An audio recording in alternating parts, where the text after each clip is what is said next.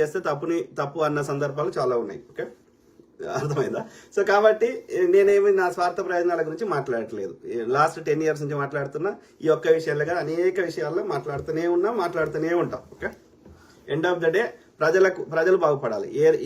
A belief system ఉన్నా నాకు అనవసరం. వాళ్ళ వ్యక్తిగతంగా ఏ మతంలో ఉన్నా నాకు అనవసరం. దానివల్ల నాకు నష్టం కానంత వరకు నాకు అనవసరం. అందులో ఉండే మూఢ విశ్వాసాలని, అందులో ఉండే అబ్యూజర్స్ ని తప్పకుండా ప్రజలకి ఎక్స్పోజ్ చేస్తాం. ఎందుకంటే ప్రజలకు నష్టం జరుగుతుంది కాబట్టి. ప్రజలకు నష్టం కానంత వరకు ఎవరు ఏ బిలీఫ్ సిస్టమ్ నమ్ముకొని నాకు అనవసరం. నేను అందులో ఏలు పెట్టా, కాలు పెట్టా, నేను అది తప్పు అన్నా రైటు అన్నా, నష్టం కానంత వరకు. సింపుల్. సో ఆ క్రమంలో ఆ చెల్లి అయితే, ఆమె అయితే ఇన్నోసెంట్ ఉంది కదా.